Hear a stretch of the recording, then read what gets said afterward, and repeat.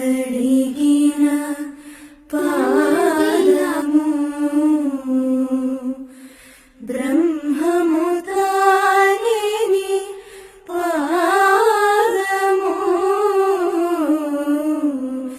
బ్రహ్మ కడిగిన పాదము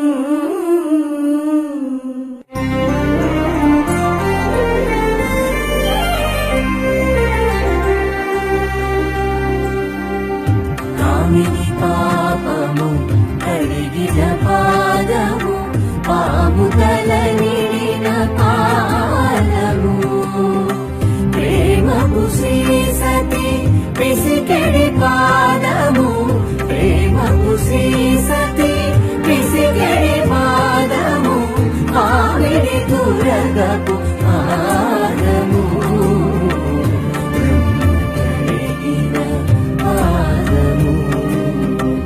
బ్రహ్మము తానేని పాదము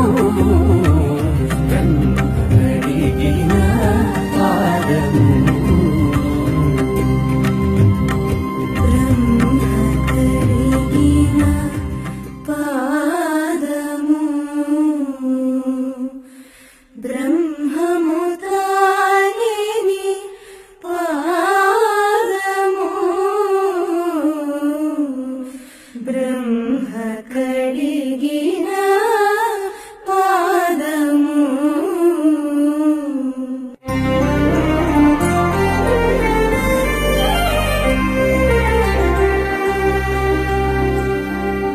కామిని పాపము కడిగిన పాదము పాము తల నిడిన పాదము ప్రేమకు శ్రీసతి పిసికెడి పాదము ప్రేమకు శ్రీసతి పిసికెడి పాదము ఆవిడి దురగపు పాదము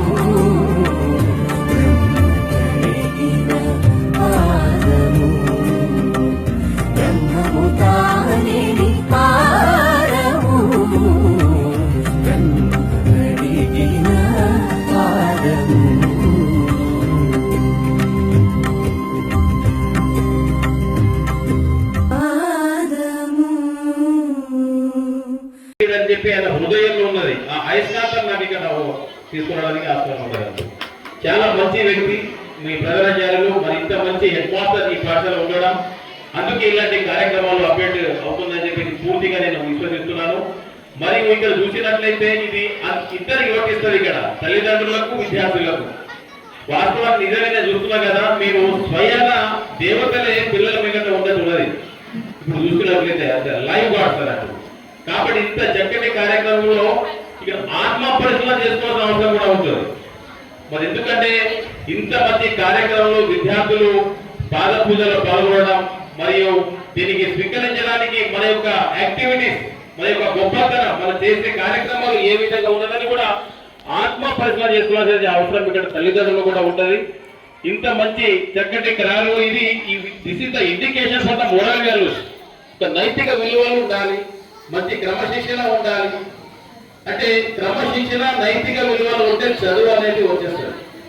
కాబట్టి ఒక్కొక్కరు ఏంటంటే పెద్ద పెద్ద బిల్డింగ్ ఎక్కడ ఉన్నదో, మంచి అప్డేటెడ్ హై క్వాలిటీ ఉన్నటువంటి ఫీజు ఎక్కడ ఉందో అలాంటి బిల్డింగ్ చూసే పేరెంట్స్ కూడా మనం చూస్తున్నాము.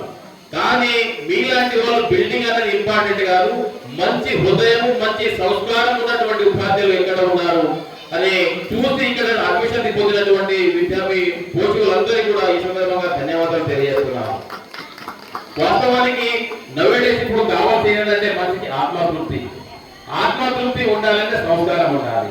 మరి ఇంత మంచి సంస్కారము క్రమశిక్షణ పాఠశాలలో మీ విద్యార్థులు ఉన్నారంటే నో డౌట్ మీ విద్యార్థుల యొక్క ఖచ్చితంగా బ్రైట్ ఫ్యూచర్ అని ఉందని చెప్పడానికి ఈ కార్యక్రమంలో మంచి ఉదాహరణ. కాబట్టి ఇలాగే మనం కొనసాగాలని చెప్పేసి ఈ సందర్భంగా మీ అందరినీ కూడా రిక్వెస్ట్ చేస్తూ, మరి ఈ చక్కటి కార్యక్రమంలో పోషకులు అందరూ కూడా ఇన్వాల్వ్మెంట్ అయి విద్యార్థులు కూడా చిన్న పిల్లల పాపం ఎంత చక్కగా నిల్చొని మీ పూజా కార్యక్రమంలో పాల్గొన్న వారందరినీ కూడా మనస్ఫూర్తిగా ఆశీస్సులు తెలియజేస్తూ, మరి ఈ కార్యక్రమంలో భాగంగా అందరూ కూడా పార్టిసిపేట్ అయ్యేందుకు పేరు పేరున ధన్యవాదాలు తెలియజేస్తూ ముగిస్తున్నా. Thank you very much. బిగించి పై చేసి చేతులు జై శ్రీరామ్. చేతులు ఉన్నవారు మాత్రం భారత్ మాతాకి, భారత్ మాతాకి. ఏదైతే యువతులకు ప్రత్యేక రోజు అని ఆంగ్లేయులు మనకు నేర్పారు, ప్రేమికుల రోజు. కానీ శ్రీ సరస్వతి శిశు మందిర్ హైందవ సమాజం వారు ఒకటే గుర్తించారు, ప్రేమికుల రోజు అంటే అమ్మా నాన్న ప్రేమ కూడా ప్రేమికుల రోజే కదా. అమ్మా నాన్న కూతురు కొడుకులు ఎవరైనా ప్రేమలో పడతారా? ఆ ప్రేమ వేరా, ఇది అసలైన ప్రేమ. కాబట్టి ఈరోజు అమ్మా ఏదైతే పాద పూజ కార్యక్రమం నిర్వహించడం చాలా గొప్ప విషయము. అందుకు గాను శ్రీ సరస్వతి శిశు మందిర్ పేరెంట్స్ మరియు పిల్లలు అధిక సంఖ్యలో పాల్గొనడం కూడా ఇది గొప్ప విషయమే. మనం ఎంబీఓ గారు ఇక్కడ మన ముందున్నారు, వారు కూడా వారి అనుభవంలో ఎప్పుడైనా ఈ పాద పూజ శ్రీ సరస్వతి శిశు మందిర్ తప్ప వేరే ఏదైనా స్కూల్లో చూసారా తమరు కూడా మీరు అడగవచ్చు, వారి అనుభూతులు కూడా వారు చెప్తారు. కాబట్టి ఇలాంటి హైందవ సమాజం ఒకటే, తల్లిదండ్రుల మించిన దైవం ఎక్కడ లేదు. తల్లిదండ్రులకు మించిన దైవం గురు బ్రహ్మ గురు విష్ణు గురుదేవ మహేశ్వర గురు సాక్షాత్ పరబ్రహ్మ తస్మై శ్రీ గురువే నమః. కాబట్టి మొట్టమొదటి గురువు మనకు చిన్నప్పుడు తల్లిదండ్రులు అయితే వారి తర్వాత వారి భవిష్యత్తులో తీర్చిదిద్దే విధంగా మన గురువులు ఉంటారు. కాబట్టి ఇలాంటి గురువులు మరియు ఎక్కడ మరి ఏ పాఠశాలలో చూడలేము. అమ్మా నాన్న దగ్గర కేవలం నిద్రించే సమయంలోనే పిల్లలు ఉంటున్నారు. వాళ్ళ సంబంధం లేక వారి ఏ విధంగా వారి మెంటల్ ఫిజికల్లీ వాళ్ళు ఉన్నారో వారే మనకు చెప్తారు, వారే తీర్చిదిద్దుతారు. కాబట్టి ఈ పాద పూజ మొత్తం పుణ్యము మన గురువులకే దక్కాలని నేను సభాముఖ్యం తెలియజేస్తూ నాకు ఇచ్చిన అవకాశాన్ని నేను ముగిస్తున్నాను. ధన్యవాదాలు. ధన్యవాదాలు సార్. సార్ ఇంకెవరన్నా పోషకులు? मुझे बहुत ही अच्छा लगा और मैं उसमें मैं पार्टिसिपेट हो सकी, इसके लिए मैं धन्यवाद कहना चाहूँगी सर को। तो मातृदेवो भव पितृदेवो भव, हम बच्चों को पढ़ाते हैं, पढ़ाना और ये एज में उनके हाथ से ये पूजा करवाना, ये करवाने से जो उन लोग इसको एक्सपीरियंस करते हैं वो बहुत ही अच्छा संकल्प है। और आज के दिन अभी उसके लिए उन्होंने तय किया है, तो मुझे बहुत ही अच्छी कल्पना लगी। और शिशु मंदिर में जितने भी कार्यक्रम होते हैं अपने संस्कृति को साथ में लेके हुए चलते हैं। तो मुझे लगता है कि आज की तारीख में ये बहुत ज़रूरी है। बहुत सारे दिन हम लोग मनाते हैं लेकिन ये दिन भी हमारे कुछ मतलब हम भूल जा रहे हैं। तो हम ये संस्था हम इसको भूल ही नहीं दे रही है और ये कार्यक्रम इतने अच्छे से सेलिब्रेट कर रही है। तो मैं शिशु मंदिर पूरे प्रधान आचार्य के साथ उनकी पूरी टीम को बहुत ही क्या बोलते हैं धन्यवाद कहना चाहूँगी। और बहुत सुंदर कार्यक्रम उन लोगों ने अरेंज किया है। Thank you very much. ఆచార్య బృందంతో కార్యక్రమాన్ని విజయవంతం చేయడానికి ఒక కంకణం పుచ్చుకున్న వారికి కూడా రెండు మా సమితిలు సదా వారికి రుణపడి ఉంటాం. ఇకపోతే మొదటిసారి అనుకుంటాను నేను నా గృహిణి మరి ఈరోజు వచ్చి వారు కూడా మాట్లాడినందుకు వారికి కూడా శుభాకాంక్షలు తెలియజేస్తూ, పేరెంట్స్ వస్తారా, పేరెంట్స్ రాకుండా కార్యక్రమానికి వెళ్ళి పెట్టాలి. మరి ఈరోజు ఈ కార్యక్రమానికి ఒక మంచి ఆనందాన్ని ఏర్పాటు చేసిన మీ పేరెంట్స్ అందరికీ కూడా నేను కూడా పాదాభివందనం చేస్తున్నాను. మీ పిల్లలే కాదు ఈ స్కూల్ని సంస్కృతి సాంప్రదాయాలు సనాతన ధర్మాన్ని కాపాడుతున్న మీరే గొప్పవాళ్ళు. అసలు నాకు ఇప్పుడు పిల్లలు ఇక్కడ నాకు విషయాలు కనిపిస్తుండే, ఇక్కడ వీళ్ళు కనిపిస్తుంటే వాళ్ళ కాలు కడుగుతుంటే నా కళ్ళని నేను వచ్చింది. నా తల్లిదండ్రులకు ఈ రోజు ఈ రకంగా పాదాభివందన పూజ చేసే అవకాశం నాకు లేకుండా ఉంది. ఈ అవకాశం మనందరికీ కేవలం ఇక్కడ ఉన్న కాదు, మనం కూడా ఈరోజు పేరెంట్స్ అయితే మనకు కూడా పేరెంట్స్ ఉన్నారు. ఒక పెద్ద ఎలా ఉంటుంది, తల్లి యొక్క రోల్ అంటే పాత్ర వారి పిల్లల జీవితంలో ఎలా ఉండాలి, ఫాదర్ అండ్ మదర్ ఇద్దరి యొక్క రోల్ పిల్లల యొక్క జీవితంలో ఎలా ఉండాలి, తల్లి తండ్రి యొక్క రోల్ పిల్లల మీద ఎలా ఇన్ఫ్లుయెన్స్ అవుతుంది.